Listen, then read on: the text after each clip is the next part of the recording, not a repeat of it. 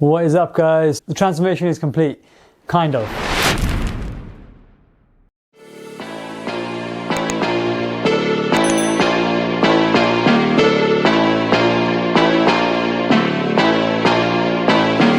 Really come to party, I just came to get my money right. You really wanna party, you should know that I don't want advice. You really wanna step up, you can step up and get up tonight. Everybody know we'll be there whenever, okay, you know this right. I say kind of because, as you saw in the clips, I don't really have a lot of muscle mass, but that's why one of the reasons I'm so excited. So this will be my first ever proper bulk. I've had a couple of failed bulks in the past where essentially I've overeaten quite early on instead of taking my time with it, not going too crazy with the weight gain. So essentially, because psychologically you know you can gain weight, someone that's naturally fat, so when I was at a natural state, I've always been a bit of a fat kid. Someone that naturally has that, you always gravitate towards your old eating habits. Anyway, cut the crap. Now I'm 68 kilograms, as you can see in that video. I'm happy because I've got a long runway of bulking, and I can't wait to have you guys in on the journey and exciting times ahead. I'll catch you guys at the gym. My whole MO for this was that control the eccentric and make sure the form is 100%. In that way, what I can do is then achieve a better, not time and attention exactly, but you know how they say what grows the muscle is mechanical tension. Essentially, that's what I was trying to do. However, as you'll see throughout the workout, I feel like the only exercise I really benefited from that was the pendulum squats, which will be coming up shortly. So you can see here, by the end of this set, you'll see how my form is fine. My hams can probably take a lot more. However, what I found was that my forearm started giving out and my lower back started giving out in terms of fatigue. So it wasn't really muscular failure, it was more technical. So the way I used to train before was my form was good in terms of the range of motion was fantastic. As you can see in my previous videos as well as this one, my range of motion is something I really do focus on. But now I thought I'd introduce some slower tempo work, but I'm not sure if I fully connect with that. But I've been training like this for a week, so some of my upper body sessions do have that same work. The exercise that I've benefited from that, I think, would be leg extensions, pendulum squats, dips, dumbbell bench press, as well as barbells somewhat. I think it's really good for pendulum squats to do a slower eccentric, because what it is you don't want to be dive bombing at the bottom and then pushing right at the top. However, for exercises such as this, I feel like once the muscle's received its full stretch, not sort of throwing it down, but as long as you're in some sort of control, you don't need to be going down this slow.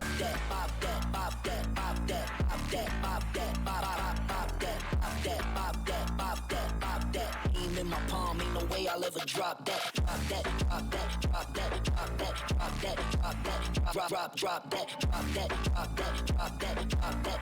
So at this stage here now, my forearms are really burning, and then when I went down, my lower back's sort of super fatigued and I just can't go for that full rep. However, normally when I do a deadlift, if your reps or my eccentric's not as slow, I'm still controlling on the way down. I'm not sort of throwing my body down, but like I feel like I can push a bit further, so I pre-fatigue myself just for no reason. But this is what I was talking about before, the pendulum squat. I found in my head, or when I was doing it at the moment, my eccentric felt so slow, so much more slower than it is in this video. Like, this is why you should record your sets realistically sometimes, just to keep up to date with how your form's doing, because you want to obviously have progressive overload, but with standardized form. And this, because I slowed my eccentrics in my training here, I couldn't do it. I just don't know what happened. Normally last week I think I got 9 reps on this and I could barely get 3, because I believe I must have been dive bombing before, I guess, or not slowing it enough. So you have to be careful with, I think, having slower eccentrics. For me, from this week and a half experiment, what I found is you can't really be slowing eccentrics on everything, just like we talked about on that RDL video in the clip before. This is good. I think this is good. Like, even if you can't lift a lot more, because the eccentric, you're controlling it, you're missing a whole range of motion, so you're not just slamming yourself down and only sort of getting a response when you're pushing upwards on the concentric. So for pendulum squats, it's good. Leg extensions as well. I watched some of my older videos and I'm sort of kind of swinging it, even though the weight's good on there and my concentric's good. I'm getting right to the top, right to the bottom. But if I slowed it a little bit, I could probably get a better benefit. So normally my sets would have on any kind of squats, my Eccentric would be like a 1 to 2 seconds long. I wasn't dive bombing, but it wasn't as controlled as I would do it here, and it honestly took a lot out of me. So I'm gonna reflect on this and see where I can implement slow eccentrics. I think this will be one of the exercises because it felt great. And I came to the gym so late. Literally, they closed at 9 p.m. and I was still faffing around with the camera and stuff, so that's horrible of me. But this set I was quite happy with actually. I got a good amount of work in with this one. I aimed to get about 10 reps on this, but I ended up with 15. So essentially when you get to the end of the set, what I did was I kept saying to myself, I'll do 2 more and I'd get 2. And then if there was no rip slowdown and there's no pains or niggles or whatever, you'd go again. And then same with this, the eccentric was quite slowed. I think this one may be too exaggerated because you want to implement progressive overload with a standardized form.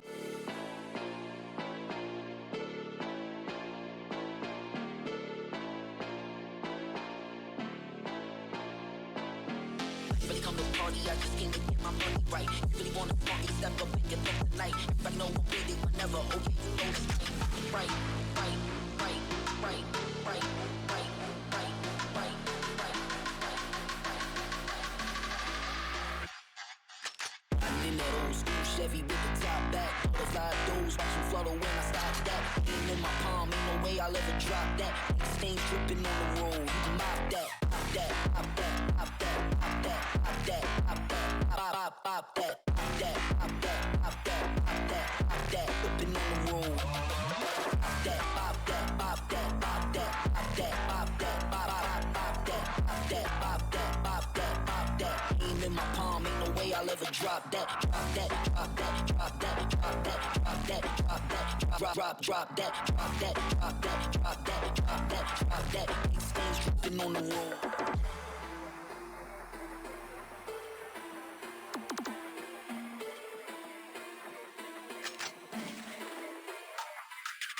Really come to party, I just came to get my money right. Really wanna party, you should know that I don't want to. And incoming, I'm about to get kicked out. Essentially, I looked up and he was pointing at his watch and he's like, do you want to get out, mate?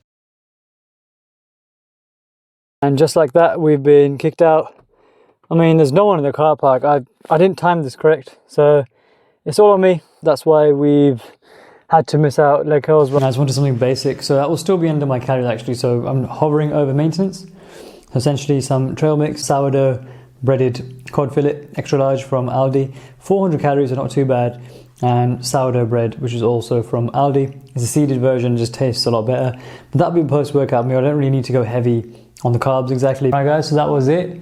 Shame we got fired from the gym. I didn't time the session properly. I should have got in a lot earlier. So that's my bad on my part. Hopefully you guys enjoyed this, and I'm gonna go dig into my post-workout meal now, and I'll catch you guys in the next one. Peace out.